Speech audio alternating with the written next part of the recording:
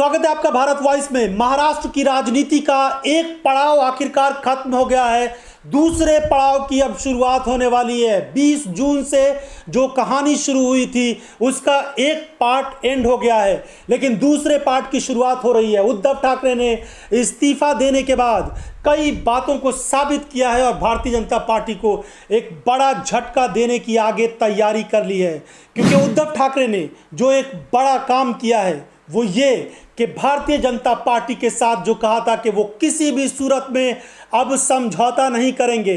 उद्धव ठाकरे की प्रशंसा करनी होगी इस बात को लेकर कि उन्होंने अपनी सत्ता गंवा दी, अपनी कुर्सी गंवा दी, अपनी पार्टी को टूटते हुए अपनी नज़रों के सामने देखा, लेकिन तमाम तिकरमबाजी, तमाम तोड़जोड़ और तमाम दबाव के बावजूद भी उद्धव ठाकरे ने भारतीय जनता पार्टी के साथ समझौता नहीं किया है और आखिरकार उन्होंने अपने पद से इस्तीफा दे दिया है। जाहिर है इससे भारतीय जनता पार्टी को अभी एक बड़ा फायदा मिल जाए कि वो सरकार का गठन कर ले, महाराष्ट्र में अपने यानी भाजपा के नेतृत्व में सरकार बना ले, देवेंद्र फडणवीस वहाँ के मुख्यमंत्री बन जाएं और जो भी प्रलोभन दिया हो, जो भी दबाव बनाया हो, जिस तरीके से ये विधायक बिके या दबाव में आए या फिर इनको जो भी लालच दिया गया हो, लेकिन आने वाले दिनों में इन्हीं विधायकों को इसका खामियाजा ज़रूर भुगतना पड़ेगा। उद्धव ठाकरे ने ये मैसेज दे दिया है कि वो भाजपा के साथ समझौता नहीं करेंगे और आने वाले दिनों में आर पार की लड़ाई लड़ेंगे। इस वक्त की बड़ी खबर ये भी है कि उद्धव ठाकरे ने कहा है कि वो सड़क पर लड़ाई लड़ेंगे, जेल जाएंगे और अपनी पार्टी को मजबूत करेंगे। तो जैसे ही ये खबर आई कि फ्लोर टेस्ट में जाना होगा उद्धव ठाकरे को, सुप्रीम कोर्ट की तरफ से ये बात कह दिया गया कि इस पर रोक नहीं लगाया जा सकता है। भगत सिंह कोश्यारी जो राज्यपाल हैं महाराष्ट्र के, उन्होंने कहा था कि 30 जून को बहुमत सिद्ध करना होगा इस सरकार को, और उसके पहले देवेंद्र फडणवीस जो भाजपा के नेता और पूर्व मुख्यमंत्री हैं और आने वाले दिनों में हो सकता है वो मुख्यमंत्री फिर से बन जाएं, उन्होंने ये सिफारिश की थी कि वहाँ पर बहुमत साबित करें। इन तमाम जो तस्वीरें हैं इसके बीच उद्धव ठाकरे ने अब इस अपने मुख्यमंत्री पद से इस्तीफा दे दिया है और अब सड़क पर लड़ाई लड़ने की बात कही जा रही है। उधर भारतीय जनता पार्टी खेमे में खुशी का माहौल है। जाहिर सी बात है, एक लंबी लड़ाई पिछले 2.5 सालों से ना जाने कई बार भारतीय जनता पार्टी ने इस सरकार को हटाने के लिए अपने सारे मंसूबे और सारे काम किए थे, लेकिन उसमें नाकाम होती जा रही थी। 3 बार तो पूरी तरीके से कोशिश की गई, लेकिन उसमें नाकामी मिली और आखिरकार अब भारतीय जनता पार्टी को एक तरह से कामयाबी मिल गई है।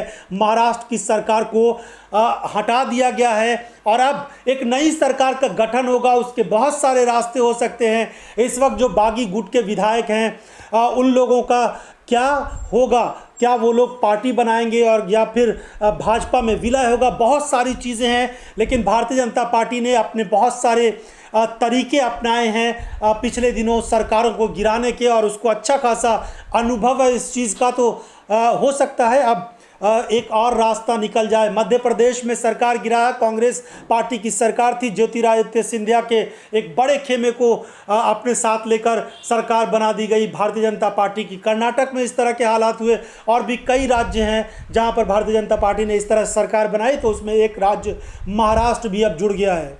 तो अब ये कहा जा रहा है कि देवेंद्र फडणवीस 1 जुलाई को शपथ लेंगे और वो राज्य के अगले मुख्यमंत्री बनेंगे, लेकिन भाजपा के लिए राज्य में सत्ता चलाना इतना आसान नहीं होगा।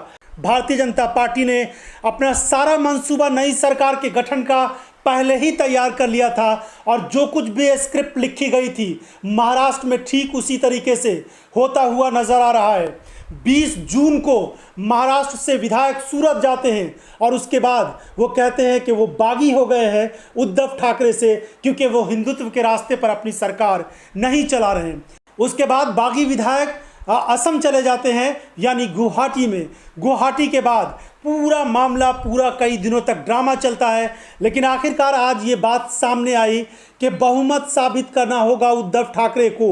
और उसके बाद जैसे ही राज्यपाल ने ये बात कहा कि 30 जून को उद्धव ठाकरे को विधानसभा के अंदर अपना बहुमत साबित करना होगा, तो उद्धव ठाकरे की तरफ से ये अपील की गई सुप्रीम कोर्ट में कि इस वक्त जो लंबित पड़ा हुआ है एक मामला, यानी 16 विधायकों के निलंबन का जो मामला पेंडिंग है, पहले उस मामले का निपटारा हो, उसके बाद बहुमत सिद्ध करने की बात हो। लेकिन सुप्रीम कोर्ट ने इस मामले से इनकार कर दिया और ये कहा कि बहुमत साबित करना ही होगा।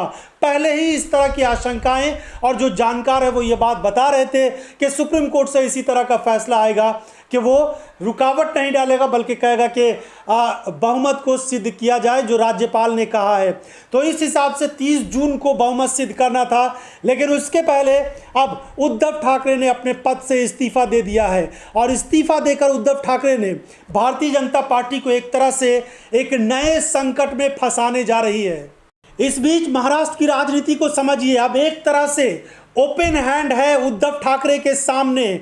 उद्धव ठाकरे जिस तरीके से राजनीति करते हुए आए हैं पिछले 1.5-2 सालों में, उससे साफ तौर पर दिखा है कि वो भारतीय जनता पार्टी को लेकर जो बातें कही जा रही थी और कहा जा रहा था कि वो भारतीय जनता पार्टी का कभी ना कभी समर्थन कर देंगे, उन तमाम चीज़ों से इनकार करते हुए और एक आर पार की लड़ाई लड़ते हुए उद्धव ठाकरे ने आखिरकार अपनी सत्ता को कुर्बान कर दिया, मुख्यमंत्री पद से इस्तीफा दे दिया, लेकिन भारतीय जनता पार्टी के साथ कोई समझौता नहीं किया।